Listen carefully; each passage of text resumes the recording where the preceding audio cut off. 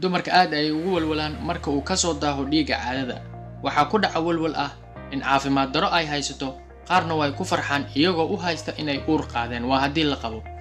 Haddaba waxaa jira arrimo badan oo sababi kara in dhiigga caadada uu soo daaho, sida walwalka iyo daawooyinka kala fogeynta uurka.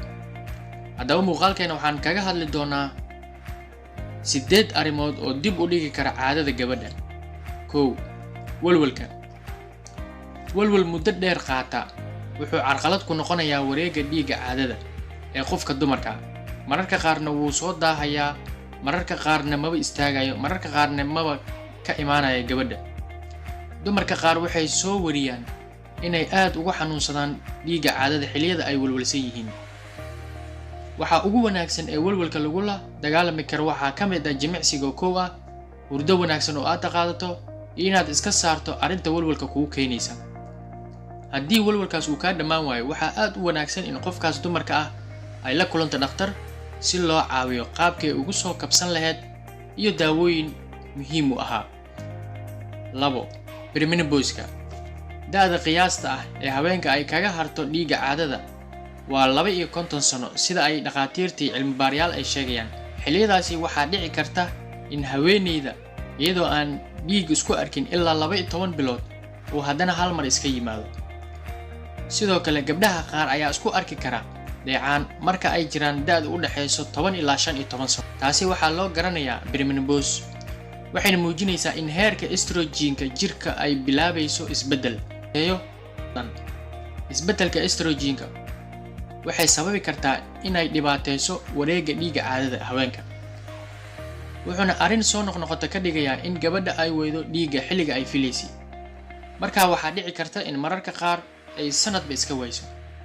3. Iscaateynta siyaadada ah ama iscaateynta zaa'idka ah. Iscaateynta zaa'idka ah ama jimicsiga xad-dhaafka ah waxay keeni karaan in haweeneydu ay waydo dhiigga caadada.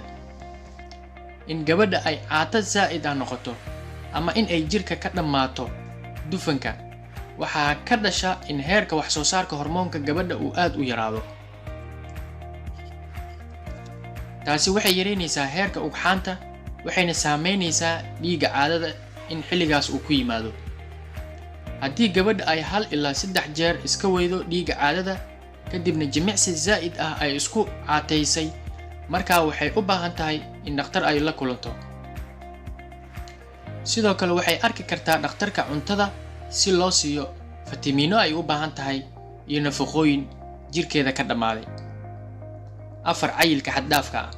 Si la mid ah iscaateynta zaa'idka ah, gabadha ku weyda dhiigga caadada haddana cayilka xad-dhaafka ahna wuxuu saameynayaa caadada. Gabadha aad u buuran hadday dhiigga uu ku dhici waayo, waxay taasi muujinaysaa inay jiraan xaalado caafimaad sida xanuunka loo yaqaano PCOS-ka. Haddaba waa muhiim in gabadha ay la kulanto dhakhtar. Dhakhtarku wuxuu sameynayaa ama uu sameyn karaa tijaabo dhiig ah ama baaritaano kombiyuutar ah si loo eego ugxaanta, waxaana la eegayaa haddii ay jiraan xanuuno keenaya in dhiigga caadada uu ka imaan waayey gabadha. 5. Daawooyinka xakameynta uurka. Noocyo ka mid ah daawooyinka xakameynta uurka, gaar ahaan kuwa saameynaya hormoonada, waxay sababi karaan in dhiigga caadada ay iska weydo gabadha.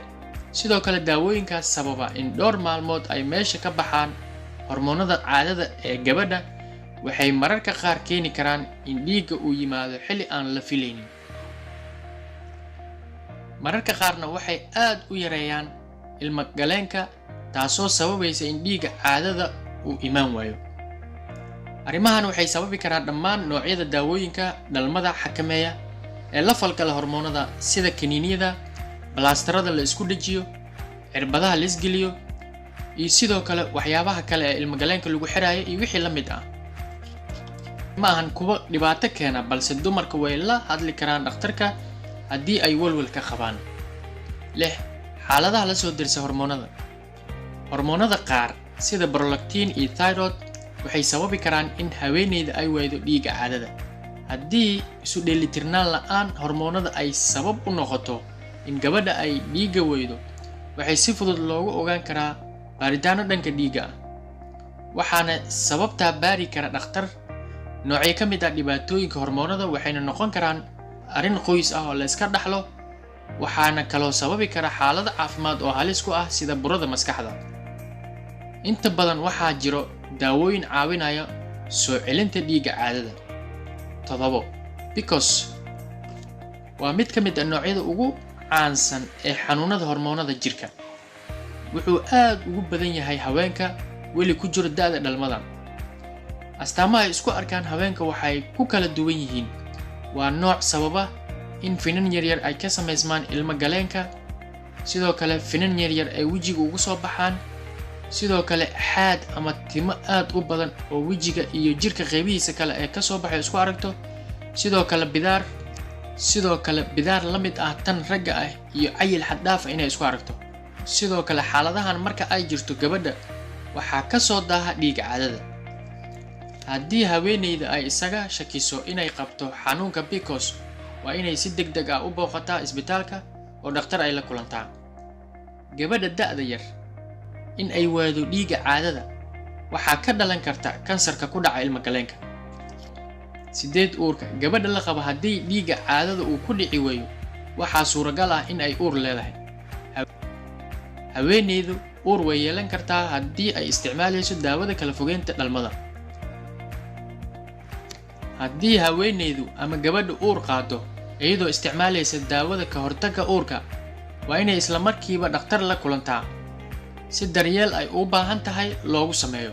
xilliga ay tahay in gabadha ay aragto dhakhtar, waxaa jira astaamo qaar ah oo u baahan daaweyn degdeg ah, waxaana ka mid ah in dhowr mar oo isku xigta ay gabadha caadada weydo, haddii ay uur isku aragto, haddii ay isku aragto astaamo PCOS ah ee aan kor ku soo xusnay, haddii cayil badan isku aragto ama caato zaa'id ah, iyo haddii ay isku aragto walwal zaa'id ah. intaasba aan soo sheegnay haddii ay isku aragto calaamadahaas, waxay si dhow iyo si degdeg ah ula xiriiri kartaa dhakhtar. waad ku mahadsan tahay muuqaalkan haddaad nala dhammaysatay. fadlan waxaan mar kale kaa codsanayaa inaad asxaabtaada gaarsiiso. haddaad noogu cusub tahayna aad noogu soo biirto subscribe noo saarto, gambaleelka aad furato si mar walba warbixinada aan halkan soo dhigno ay kugu soo dhacaan. aad baad u mahadsan tahay.